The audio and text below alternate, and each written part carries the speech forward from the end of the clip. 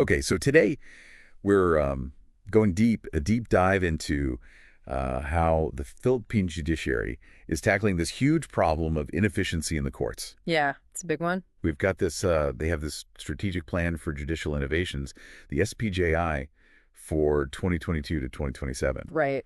And it's a pretty dense document, but we're gonna break it down and see what we can learn. Yeah, think of the SPJI as like a roadmap, No. It's not shying away from the problems. It's saying, hey, we've got clogged dockets, we've got case delays, we don't always have the resources we need. Yeah. Just laying it all out there. And being honest about those problems, I think, is a good first step. Yeah. So they've identified three main outcomes they're striving for with this plan: efficiency, innovation, and access. Right.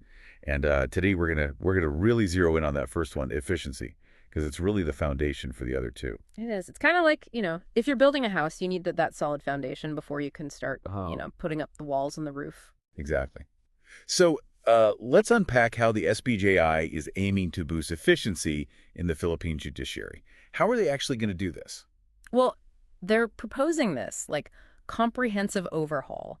They're looking at everything from how cases are handled, the adjudicative functions, Right. to the administrative side of things, like how the courts themselves operate. It's a really systemic approach. So it's not just like putting a Band-Aid on a, small problem. Yeah. This is like It's like open heart surgery Yeah. for the judiciary. So where do they even begin with a task this big? Yeah. It's like, trying to fix a giant complicated machine while it's still running. Yeah, and they're starting with an organizational review of the entire judiciary. That could mean restructuring entire departments, moving people around, Right. maybe even, bringing in new people, making sure everyone's in the right role. Wow, that's a pretty bold move, right? Yeah. What else is on the agenda for efficiency? Well, they're really big on process mapping. What's that? It's where they, chart out every single process that happens in the court system. Oh, So they can pinpoint exactly where the bottlenecks are, where things are slowing down. It's like trying to find a leak in a pipe. You got to trace the whole thing to figure out where the problem is. right. You can't fix what you can't see. Exactly. So that makes sense. But how are they actually going to measure whether all of this is working? Like, what are their metrics for success? That's a good question. And they're introducing a brand new performance management system. Okay. So basically, justices, judges, court personnel, they're all going to be evaluated based on measurable outcomes, Yeah. data-driven assessments. No more like gut feelings or anecdotal evidence. No more, oh, I think this judge is doing a good job. Yeah. It's all about the numbers. I like it, a data-driven approach. So, okay, we've talked about the structures and processes, but what about the people? How does the SPJI address the well-being of the justices, judges, and the court personnel? That's a really important point because you're right. You can't just focus on the systems. You have to take care of the people who make those systems work. And the SPJI acknowledges that they propose a pretty comprehensive health and welfare program. Can you elaborate on that a bit? Sure, it covers things like, physical health, mental health, even social well-being. They want to offer psychosocial interventions, to help court staff handle the stress that inevitably comes with the job. Yeah, those jobs are tough, and it's good that they're recognizing that and trying to create a more supportive environment. Absolutely. Are there any other concrete initiatives that stand out to you? Well, they're actually proposing to set up mental health units in every single court. Really? Yeah, which I think is pretty amazing. It shows that they're really serious about addressing mental health, which is often, kind of swept under the rug. Definitely. And that can make a huge difference in the well-being and I'm sure the effectiveness of the workforce. Absolutely. Okay, so what other aspects of well-being are they addressing? Well, healthcare is a big one. They want to create a socialized health insurance system for judicial personnel so healthcare is more affordable. And they even want to offer free or subsidized annual checkups, both physical and mental. So they're really sending a message that they care about their employees' well-being. Yeah. That's great. Investing in your people is always a good idea. And speaking of investing, what about training and education? How does the SPJI address the professional development of court staff? They actually want to completely revamp judicial education. Oh, wow. Yeah. Instead of focusing so much on theoretical knowledge, they want to shift to a system that emphasizes outcomes and skills. So like more practical skills, things that they can actually use in their jobs. Exactly. And they want to tailor the training to different experience levels, So it's not just a one-size-fits-all approach. Makes sense. Okay. What else is in store for judicial education? Well, they're also proposing to create a degree and certificate granting program through PhilJA, the Philippine Judicial Academy, Oh. to make higher education more accessible to judges and court personnel.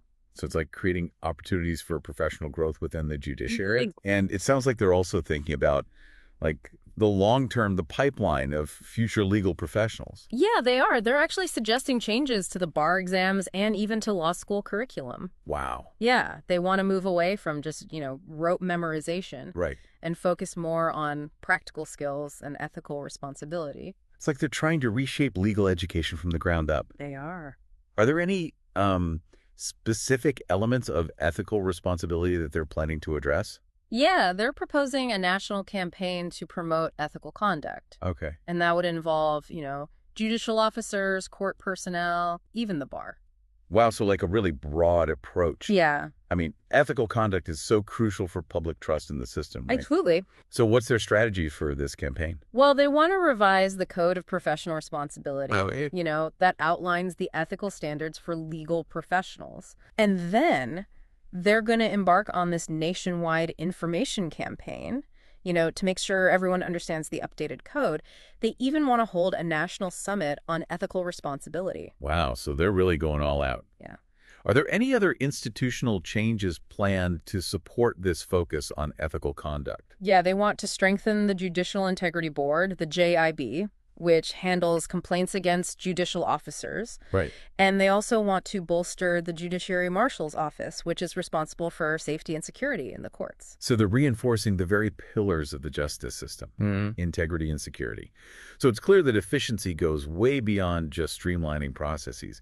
It's about cultivating this culture of competence, accountability, and ethical conduct. Absolutely. Is there anything else we need to know about how they're trying to achieve this foundational efficiency? There is one more crucial aspect we haven't talked about: case flow management. Case flow management. Yeah, I know it might sound a little dry. It does sound kind of technical. It is a little technical, but it's super important for making sure that cases move through the system efficiently without unnecessary delays. Okay, I'm trying to see how it fits in. Yeah, it's like traffic control for the courts. Yeah. Okay. Keeps everything moving smoothly. So what are their plans for improving case flow management? Well, they're going to create a dedicated program and a committee focused just on case flow. Okay. And get this, they're going to create a comprehensive manual of operations for the entire judiciary. Wait, a manual? Like a physical book? Yeah, I know it sounds a little old school in this digital age, right? It does. But they feel like having these clear, standardized procedures written down is really important for consistency and efficiency. Okay, yeah, that makes sense. So the manual will outline like specific steps and timelines for different types of cases. So there's no more guesswork, no more ad hoc processes. It just makes everything more transparent and accountable. So it's about making sure everyone's on the same page and preventing those bottlenecks that cause delays. Yeah. That's a really smart approach. Yeah. So, okay, we've covered a lot of ground here just on efficiency alone. It seems like they're really committed to tackling this issue from every angle. They are. It's really impressive. It is. Now, before we move on to innovation and access, let's just take a moment to recap what we've learned so far about this SPJI's commitment to efficiency. Sounds good. Okay, so we started by looking at how the SPJI acknowledges those key challenges plaguing the Philippine judiciary, those clogged dockets and delays that we talked about. Right. And then we discussed their commitment to overhauling the organizational structure and staffing, making sure they have the right people in the right roles. Right. And remember that process mapping to really pinpoint those inefficiencies. Yeah.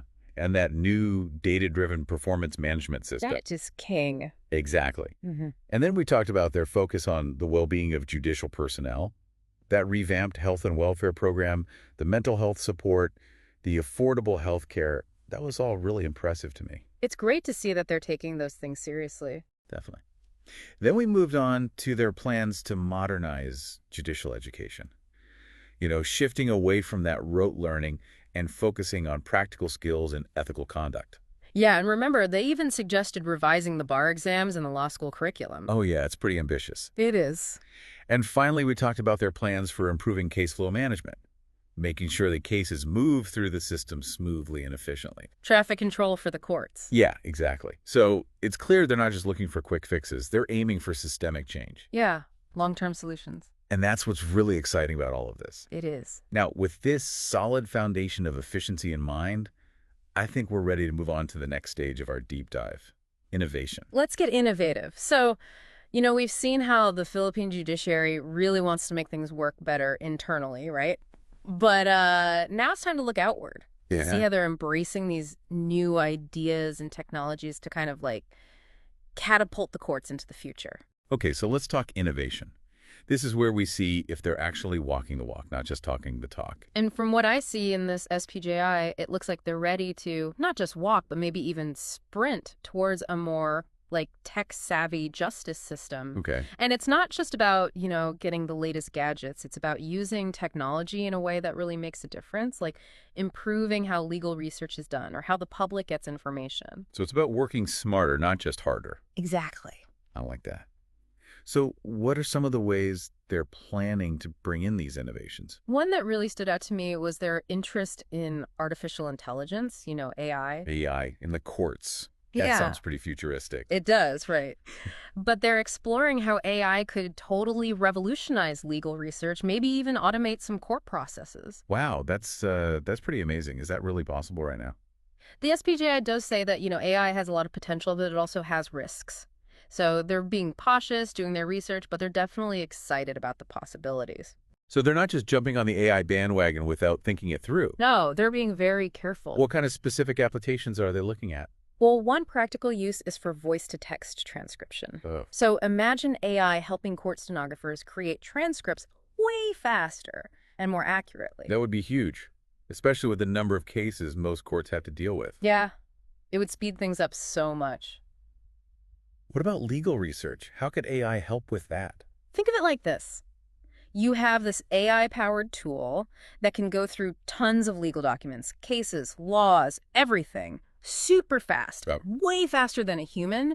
It could even predict case outcomes based on similar cases in the past. So it's like having a superpowered legal assistant. Exactly. And that's the point of this innovation, right? To make the system more efficient, transparent, and easier for everyone to use. I really like this forward-thinking approach. Mm-hmm. What other cool innovations are they talking about? Well, they have this plan to give their e-court system a major upgrade, like a version 2.0.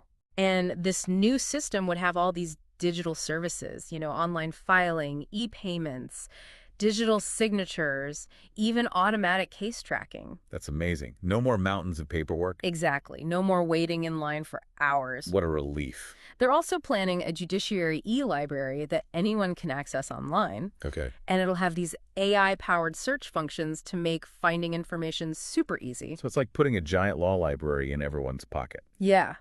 And that's great for lawyers, students, anyone who needs legal information. So they're not just making things easier for legal professionals. No, they're thinking about the public, too. Okay, good. They want to create these, smart platforms for self-help services and public assistance. Oh, wow. So people can go online and find information about court processes, procedures, their legal rights, all that stuff in plain language. That's a great idea. It's like a virtual guide to the legal system, which can be really intimidating for a lot of people. Right. It can be really confusing. And to make things even simpler, they want to rewrite those complicated court rules so they're easier for everyone to understand. They're even thinking about creating this big, easy-to-use guide with all those rules. No more legal jargon or getting lost in a sea of documents. Hopefully not. That's great. The language of the law shouldn't be a barrier to getting justice. I agree. What else are they doing along these lines? Well, they're planning to put all court decisions and guidelines in one central online database so everyone can search it easily. That would be incredibly useful for lawyers, judges, researchers, anyone who needs to stay up to date on the law.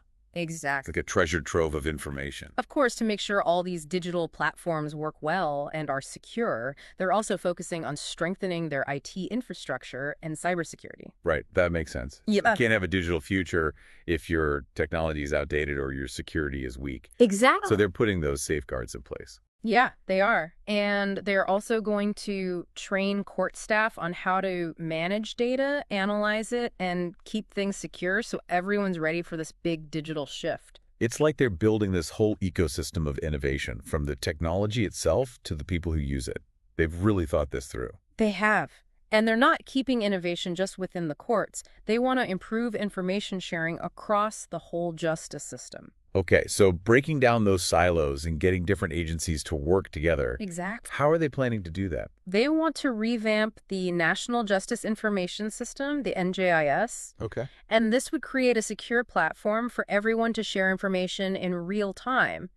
Courts, law enforcement, other agencies. That's a huge step towards a more integrated And system. yeah, think of all the time and resources they could save if everyone had the same up-to-date information. Right, that's a really good point. They also want to expand their e-warrant system. Okay. So warrants and court orders can be sent electronically between agencies instantly. No more delays, no more lost paperwork. It seems like they've really considered how to use technology to streamline and modernize the whole justice system. It's impressive. It is, and what's even more impressive is that they're not just using technology for the sake of it. They're very clear about why they're doing all of this, to improve efficiency, transparency, and access to justice. It's like they're saying, we're not just adopting technology, we're using it to build a better justice system for all Filipinos. Yeah, exactly. That's inspiring. Yeah. And that brings us to the third and final outcome of the SPJI access. Right. This is where we see how they plan to make the justice system work for everyone, especially those who've always faced barriers. Yeah, that's the key. I'm really excited to hear what they have planned. Well, get ready to be impressed. They've got some really innovative ideas to break down those barriers and create a more inclusive legal system. Okay, let's dive in. All right, so we've covered a lot of ground talking about how the Philippine judiciary wants to be more efficient, and how they're really embracing all this new technology. But now let's get to the heart of it all, right? Access. Right. Because what good is an efficient, innovative system if people can't even, use it? Exactly. It's like having a fancy car but no keys. You're not going anywhere. Yeah, exactly.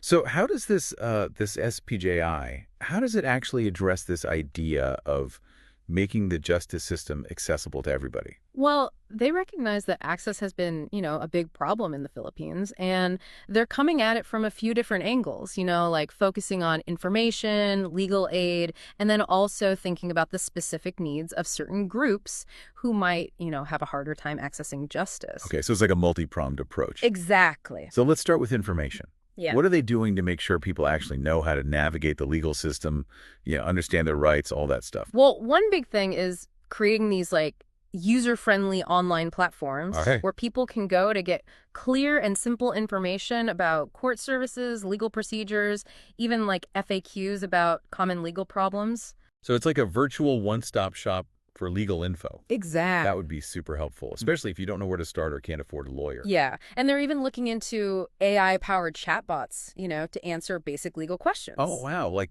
virtual legal assistants. Yeah. And they might even set up kiosks in public places where people can access these platforms and get help in person. That's a great idea. It brings the information to the people instead of making them, jump through all these hoops to find it. Yeah. It's about making it as easy as possible. I like that. Now, what about legal aid? Because I know that's a huge barrier for a lot of people, especially those who, don't have a lot of money. Yeah, absolutely. The SPJI talks a lot about strengthening legal aid initiatives, making sure that everyone, rich or poor, can get quality legal representation. Okay, that's a noble goal. But how are they actually going to pull that off? I mean, legal aid services are often stretched thin as it is. Well, they've got a few ideas. One is to make the clinical legal education program a requirement in all law schools. What's that? It's a program where law students get practical experience by providing legal aid services to the community. So the students get real-world experience, and people who can't afford a lawyer get the help they need. It's a win-win. Exactly. And they're also looking at ways to support existing legal aid programs run by different organizations and government agencies. And they're going to do a big review of all those programs to see, what's working, what's not, and how they can be improved. So it's about making sure those resources are being used effectively and reaching the people who need them most. Right. Now, you mentioned earlier that they're also thinking about the needs of specific groups. Can you tell me more about that? Well, one group they specifically mention is the Muslim community, which is served by Sharia courts. Okay. And they want to make sure those courts have better infrastructure, maybe expand their jurisdiction, and provide more resources for, legal education and training in the Sharia justice system. So it's about making sure the justice system is inclusive and responsive to the needs of all communities. Yes. Are there any other groups they're focusing on? They're also really emphasizing gender fairness and inclusivity. That's great. You know, for so long, the justice system has been, well, let's just say it hasn't always been fair to women. Yeah, I agree. So what are they actually doing to address that? Well, they're adopting guidelines for gender fair language in court, so no more, using biased or sexist terms. Okay. And they're going to train all judges and court personnel on gender sensitivity. So it's about creating a more welcoming and inclusive environment for everyone, regardless of their gender. Exactly. I'm really glad to see that. Are there any other initiatives specifically aimed at, like, supporting women who work in the judiciary? Yeah, they want to do a study on gender representation in the judiciary, to see how many women are in different positions and what barriers they might be facing. That's a good idea. Mm-hmm. It's about identifying the problem before you can fix it. Exactly. And they've even suggested creating an award to recognize women who've achieved great things in the judiciary. That's awesome. It's about celebrating those achievements and showing other women what's possible. And another interesting idea is to do a study on how feminist principles are reflected in the judiciary. That's really interesting. What does that even mean? Well, it's about looking at how courts interpret laws that are supposed to protect women and seeing if there are any biases or discriminatory practices. So it's about making sure the system is actually working the way it's supposed to. Right. Wow, we've covered so much ground today. It's clear that the Philippine judiciary has, like, a really ambitious plan to transform the justice system. Yeah, they do. It's inspiring, right? It is. But of course, having a plan is one thing. Putting it into action is another. True. That's where the real work begins. And that brings me to something we touched on earlier. Citizen engagement. Mm-hmm. How does the SPJI address, the role of the public in all of this? Well, they might not say it directly, but I think the whole plan is based on this idea that a successful justice system needs informed and engaged citizens. Okay. They're constantly talking about transparency and accountability, so they clearly see citizens as partners in this process. So it's not just about the courts changing, it's about all of us working together to create a better system. Exactly. And that means staying informed, following the progress of the SPJI, attending public forums, having those conversations about the justice system. And speaking up when we see things that need to change. Absolutely. And, supporting policies that align with these reforms, holding our elected officials accountable for providing resources to the judiciary. Yes, it's about all of us doing our part. This deep dive has been incredibly enlightening. It's clear that the Philippine judiciary is really committed to creating a more efficient, innovative, and accessible justice system. Yeah. And I'm excited to see what the future holds. But the key takeaway for our listeners today is this. Stay informed. Stay engaged. These reforms have the potential to make a real difference in the lives of Filipinos. They do. But it's up to all of us to make sure they succeed. Thanks for joining us on this deep dive into the Philippine judiciary's strategic plan for judicial innovations. It's been a pleasure. It's